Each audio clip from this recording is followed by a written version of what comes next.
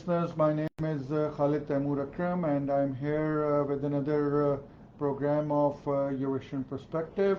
And today we are honored to have a very young guest. His name is Maarij Farooq, and he's a young entrepreneur, and he has been and he's a lawyer also. So we are going to ask him about his expertise, and we are going to talk to him about the Belt and Road Initiative, because he has a lot of interest in Belt and Road and CPEC, and we are going to ask him. So welcome to the show, Maarij. Thank you so much, Khalid sir. First of all, I would like to thank you for inviting me to your show. It's an honor for me to sit here and to talk to you about BRI. Although you have much more expertise than me, but it will be an opportunity for me to discuss BRI with you. I welcome you on Planet FM 87.6. It is Pakistan's first official English channel. So, Maarij, first of all, tell us about you. You have made for the first time in Pakistan Dosti Park Club. I assume this is a place where the young generation can come and become members. Can you tell us about this Dosti Park Club?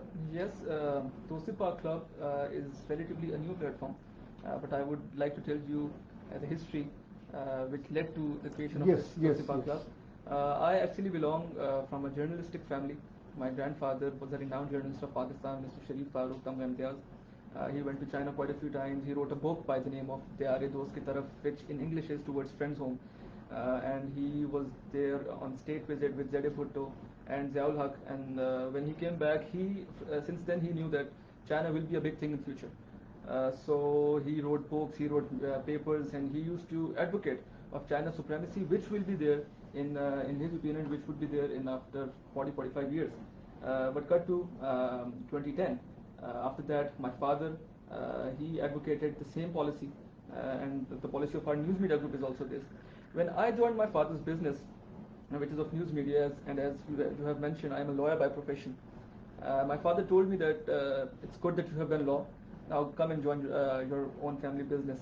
So when I joined this business, I had clearly this agenda in mind that I have to create a platform which consists of youth. In Pakistan, there are many think tanks working, and they are doing some really good work here. But what I feel is that the representation of youth is quite minimal in it.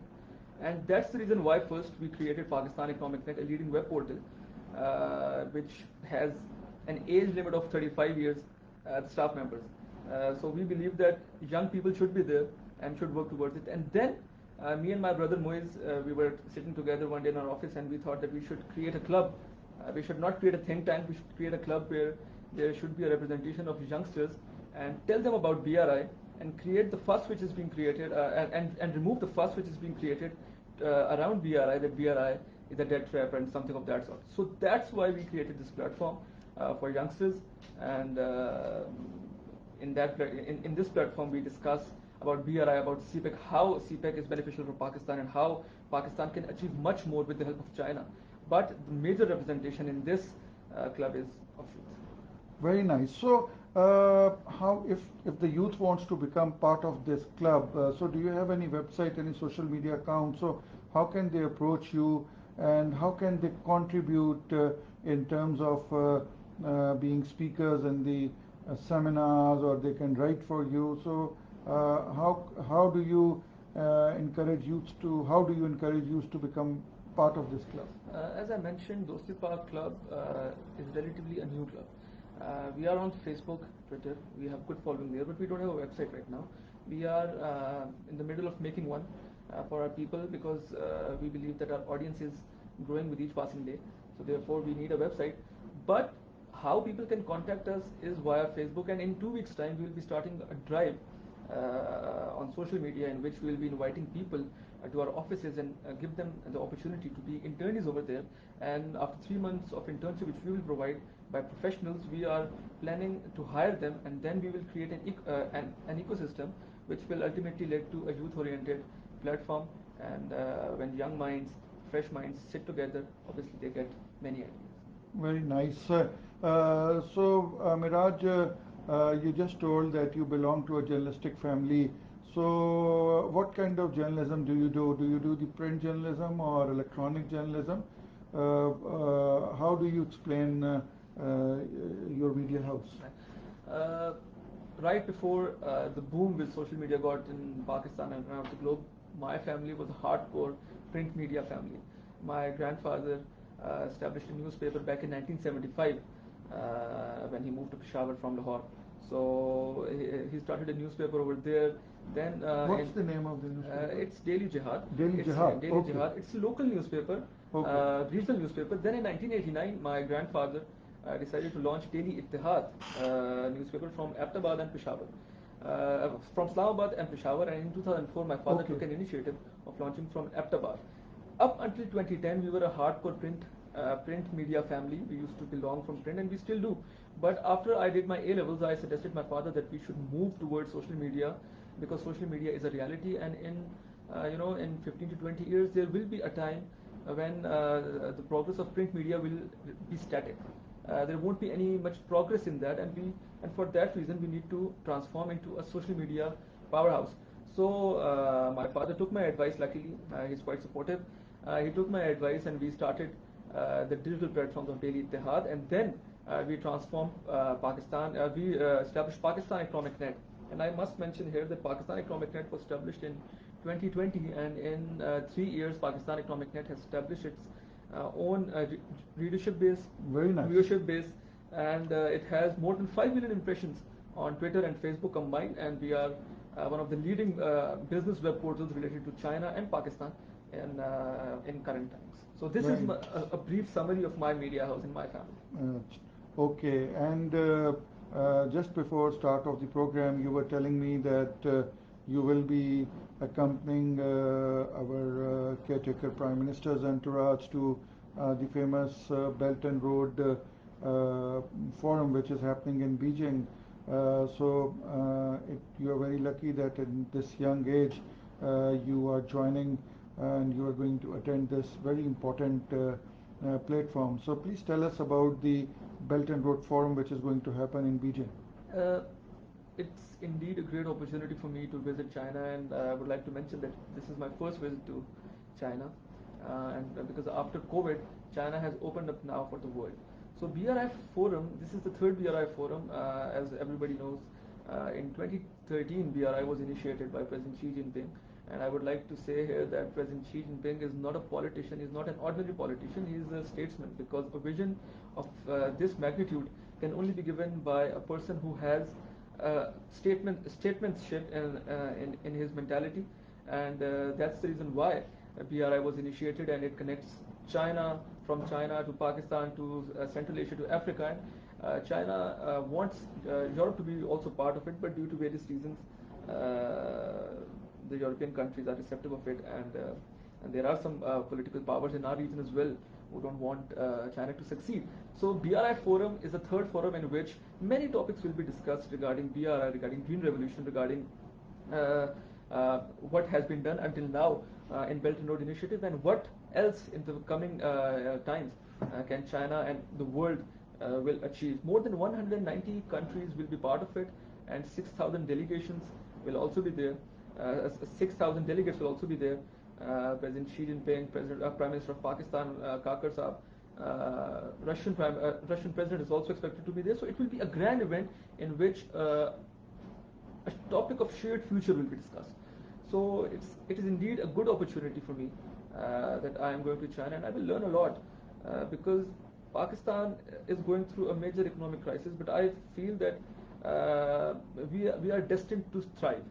Although we are going through a rough patch, but with China's help, with CPEC being the flagship project of Belt and Road Initiative, I believe that Pakistan will achieve, but Pakistan will have to learn from their mistakes, and especially and Pakistan needs to learn from China, that how in 42 years they have elevated their population from poverty, and if you follow the same footsteps, Pakistan will achieve a lot. So my goal will be to learn a lot from Chinese think tanks, Chinese politicians, Chinese companies in BRI Forum, and try to replicate it here in our country.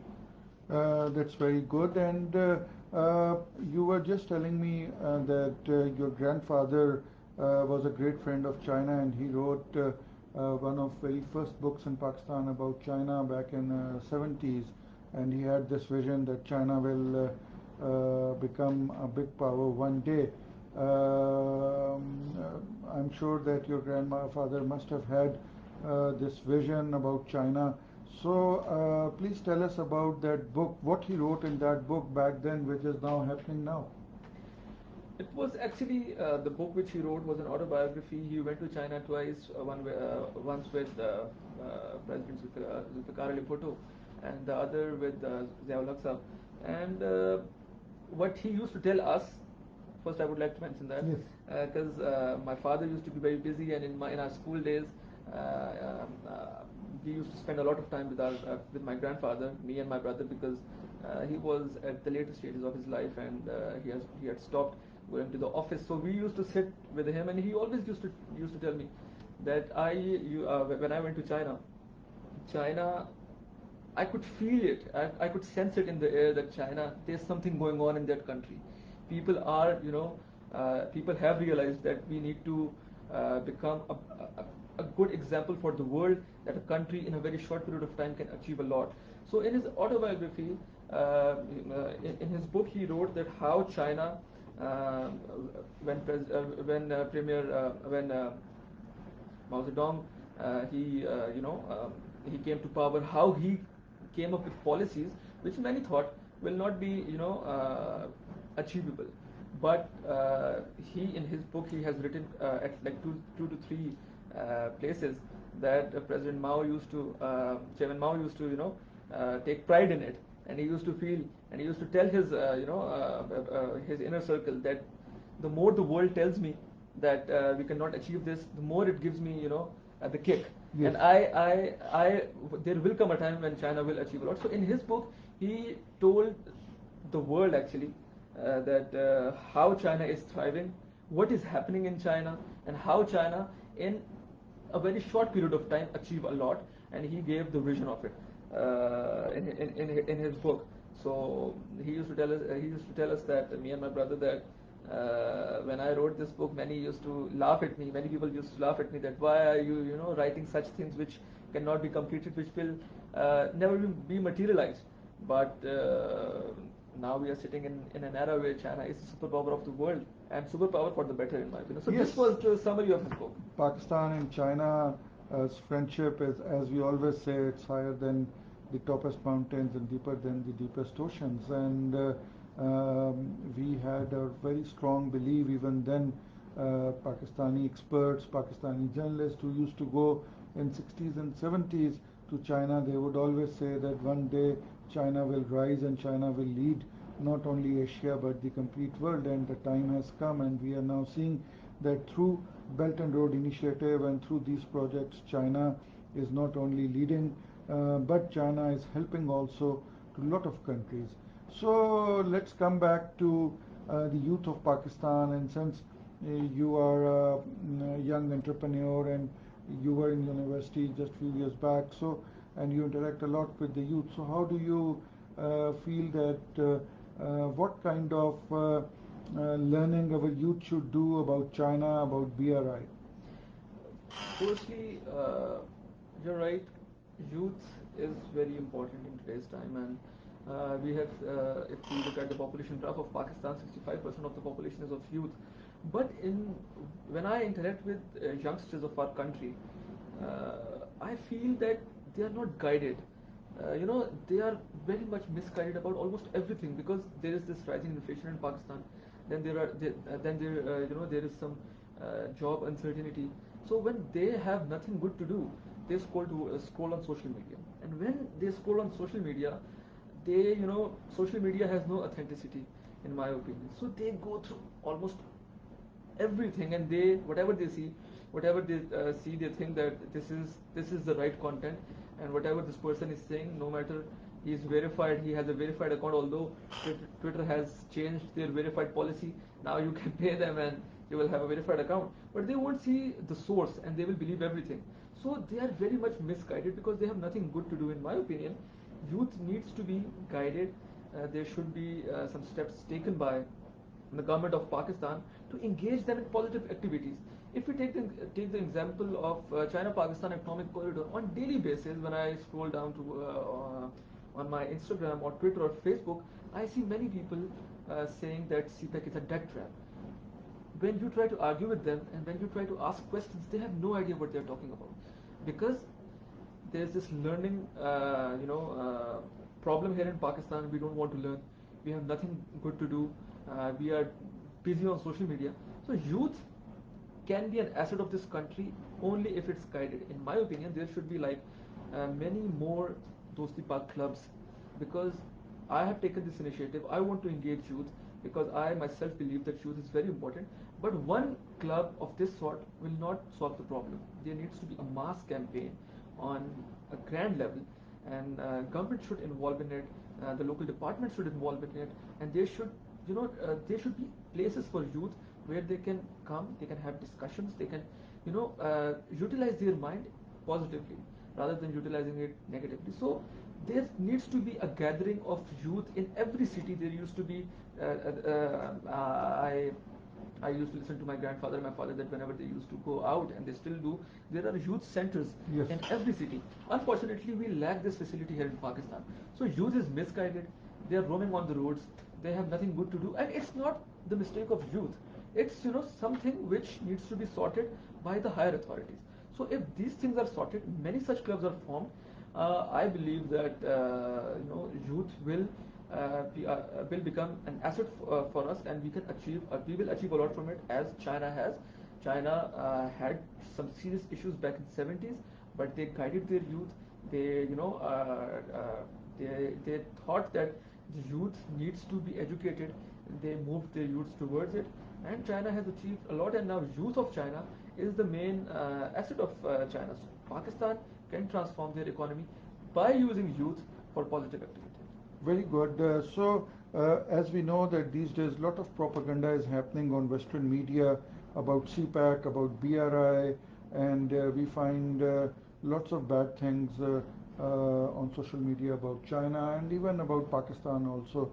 So since you just said that you have a very vibrant platform of social media and web-based newspaper also, and the print newspaper of course also. So how do you see the Western propaganda, and what contribution is your media group doing to counter the Western propaganda? This agenda which is being spread, the negative propaganda which is being spread by the Western media and Indian media, to be precise, is baseless actually. If we'll go back into history again, China has never conquered any country in this world. They haven't conquered an inch of someone else's land. They have a very straightforward foreign policy that they don't want to involve in any other country's personal matters. They just want to be vibrant, and they just want to be economically vibrant. So China has never, done something of that sort. The problem, uh, the problem arose when President Xi Jinping launched the idea, proposed the idea of Belt and Road Initiative. The world thought that if China materializes this noble plan, and they very well know that China's plan is very noble, the vision of BRI is of a shared future. If China wants to, if China wants to, achieve a lot in this world, and they want other countries like Pakistan and Pakistan, Afghanistan, and Iran, other countries as well. They want to achieve a lot, and they want to achieve it together. So what's the harm in it? But the West doesn't want their dominance to be lowered down.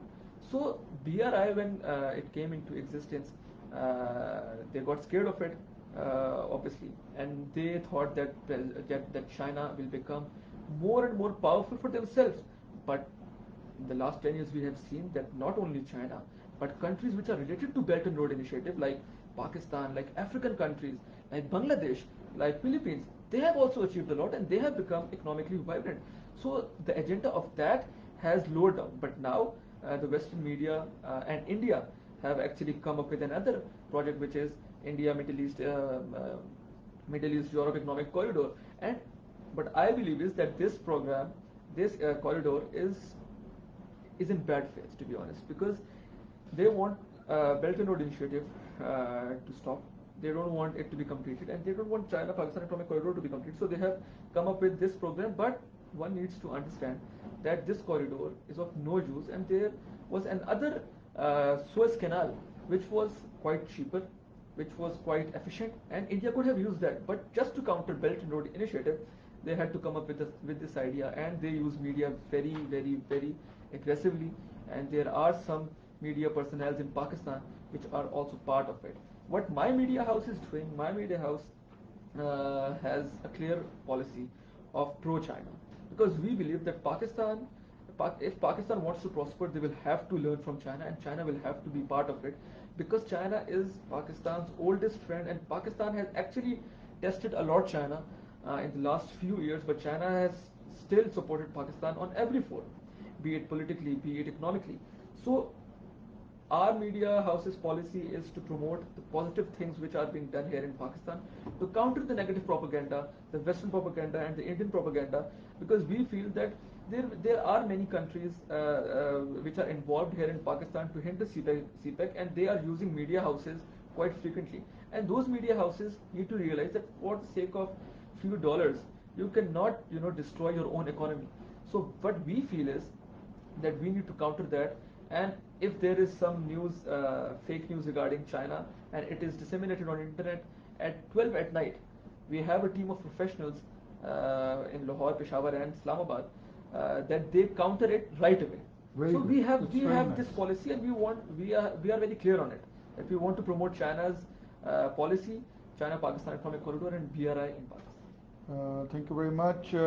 Listeners, we'll just take a break, and after that we'll come back again and we'll ask Maarij more about how the young people can join journalism, what opportunities journalism has for the young people, and especially we will talk more about the Dosti Park Club, which he and his brother has made. Stay tuned, and let's take a short break, and meanwhile you can listen to a song. So listeners, we are back again, and we have our young entrepreneur, Mr. Maarij Farooq with us. I hope I am pronouncing it. It's Maarij a difficult name. Is a very unique name. What does this mean? I will tell it in Urdu. It means Buland Darjo Wala. Buland Darjo. It's from Quran Majid, so it's in Arabic. Very nice. You have a very nice and you have a very unique name. So, Maarij, let's go ahead, and you are new in the field of the journalism, but you are third generation in the journalism. You must have seen your grandfather, your father doing journalism, and now you are in this field.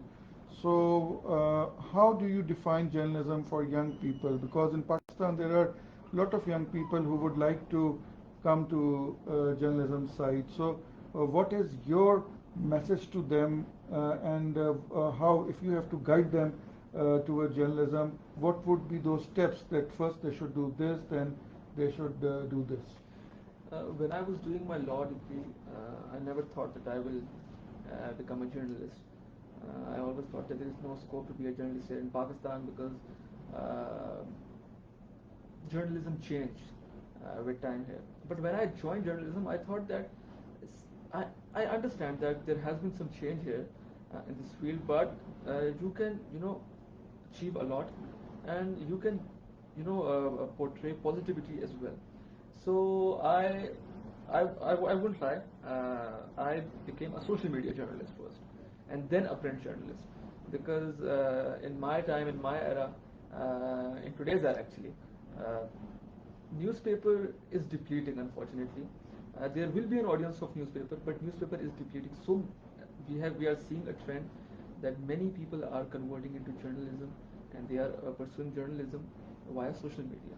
So if anyone wants to become a journalist, my advice would be that be a master of social media, learn the new trends, learn international trends, how journalism has changed over the past few years.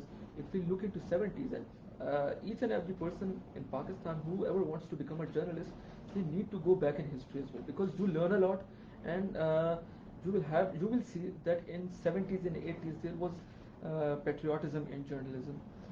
People used to be patriotic. My grandfather never thought of monetary benefits when he was a journalist. He was a hardcore journalist. He used to criticize the policy of the government.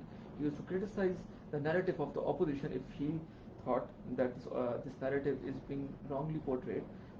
But when I was growing up in early 2000s and in up until 2015, uh, the journalism changed. There was this monetary benefit involved in it and indulged in it. So journalism got compromised. Now what I am seeing is that social media is an independent platform. People do get monetary benefit from it, but they can express their views. So in my opinion, if anyone wants to be a journalist here in Pakistan, they need to keep in mind that you have to speak the truth. You don't have to be afraid of anyone, especially the government policies. The work of a journalist, a good journalist, is to criticize anything which is wrongly being portrayed and is being done in Pakistan. So, firstly that, and secondly, try to be a master of social media. Learn new trends. Learn how Twitter is being run. Learn how you can, do. How can you be a good in Mojo? Mojo is mobile journalism. Okay. So trend is changing. Mojo, this is a new word which I Mojo. am learning today. Yes. Mojo is mobile journalism. So the trend is changing. So learn new trends. Learn from everyone. From Europe, from China, from any country in the world, from any particular person, if you want to. But learn from history and then learn new trends, and you will thrive as a journalist. And try to speak the truth. Very nice. I am very impressed by your thoughts. Being a very young boy, mashallah, you not only have depth in your studies and your thoughts, but you are guiding very well to our young generation. So, coming back to Dosti Park Club, how do you see this Dosti Park Club growing, and what is your vision for, say, next 5 years? We want to involve every person, every young person, and not only young person. Uh, this was made for young people, but I believe that if you want to achieve something, there needs to be a combination of youth and elderly people, because with their experience, youngsters can learn a lot. So we are trying to create a balance of youngsters and experienced people, through which we want to disseminate and we want to promote the narrative of a better Pakistan, of a better economy with the help of China, and the conclusion and the completion of CPEC to promote that agenda. So, firstly, it's that, and secondly, what I believe is that we did host a delegation of Communication University of China, which you led and which you brought them to Pakistan. So before that, there was this delegation of Karakoram highway workers who used to work here in Pakistan. We hosted them here in Islamabad. So my plan is to involve the think tanks, universities of Chinese and other countries, so that they can come to Pakistan, engage with youngsters, engage with youth, and tell them their experience and the way they have achieved so much in life. So my plan is to involve local think tanks, international universities, international youth delegations, so that our people can learn. That's very nice thinking. So, as we are heading towards end of our program, I would like to basically ask you two different questions. One question is relating to China. So, as because mainly after 5 to 10 years, the leadership of this country will be with the people of your age group who are growing now, who are seeing things happening now. So how do you see in next 5 to 10 years? Where do you see CPEC? How do you analyze that? Where do the Pakistan-China friendship will be in next 5 to 10 years? Not only 5 to 10 years, Pakistan and China's friendship will always remain, in my opinion, because we have gone through some serious stuff in the past few years, be it China or Pakistan, and together. So the friendship will remain. What CPEC's future will be is that youngsters in Pakistan have this thing in mind that CPEC is the future of our economy, and if we want to achieve something, we need to make sure that CPEC is completed and is completed on time. And I will applaud applaud the decision makers of Pakistan, any government, and the military leadership as well, that they have done everything to make sure that CPEC is completed, and the first phase which got completed was way before the designated time. So in my opinion, CPEC will be completed. We have no other choice. And as you have mentioned that there will be a young leadership in Pakistan in the next 10 to 15 years. So yes, there will be. But Pakistani youth has, we need to make sure that we need to take this thing from people's mind that we don't want to come into politics. If youngsters won't be part of politics, there won't be any change in Pakistan. And youngsters have this thing in themselves that they can do a lot. They can achieve a lot. They have actually achieved a lot. If today we look at people of the age of 17 or 18, they are young entrepreneurs here in Pakistan. Even a boy with an age of 14 to 15-year-old is earning a lot from gaming. So we need to make sure that we should utilize their minds in this. And Pakistani youth has this clear thing in mind that they want BRI to be successful and CPEC to be successful. And if they get the chance, they will do it by making sure that the work which our predecessors tried to do, we need to take it forward. And secondly, CPEC, I will again mention that we have no other choice but to make sure that CPEC is completed. We need to do everything. We need to give security to the Chinese workers working here in Pakistan. We need to make sure that the payment plans of Chinese companies working here in Pakistan be sorted. We need to make sure that the taxation problem which they are facing here in Pakistan and custom problem which they are facing here in Pakistan is sorted. And if these small nitty-gritties are being sorted, then Pakistan will achieve a lot, and Pakistan youth will achieve a lot. Very nice, and we hope that all the problems and all the challenges which you are mentioning through you, I'm sure, and through your media house, the government of Pakistan will not only resolve them, but will also find solutions to them. So in the end, as a youth ambassador or representing the youth of Pakistan, what is your message to the youth?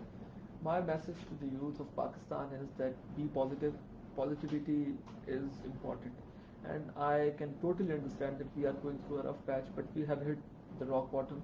And from now, and from this position, we will only go up. But there will be an important and a significant role of youth in it.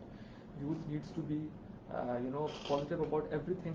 They should try to stay away from negative thoughts. They should try to stay away from the negative propaganda which is being disseminated on social media, electronic media and print media. And they need to make sure, and they need to keep in mind that you are the ones who will be the future of Pakistan, and you are the ones who are on youth is the dependency of our country. So be positive, try to stay away from negativity, and always keep in mind that Pakistan is our country, and we need to know that who are our friends and who are our enemies. And Pakistan should always pray, and the youth of Pakistan should pray and should work towards the completion of PRI and CPEC, because if these two projects are completed, Pakistan's economy will change and Pakistan will become one of the leading countries in the world, because we have potential. Thank you very much, listeners. We have Mr. Maarij Farooq with us, who is a director of Delhi Ittehad, the media group, and also the Dosti Park Group is his brainchild, and we wish him all the best in future. Maarij, we will call you again to our program, and you have the mics of Radio Pakistan to advocate about Pak-China friendship, and we would definitely call you and your team to Radio Pakistan and listen to your ideas in future also. Thank you very much. Thank you so much. It was an honor to be here and to have this engaging discussion with you.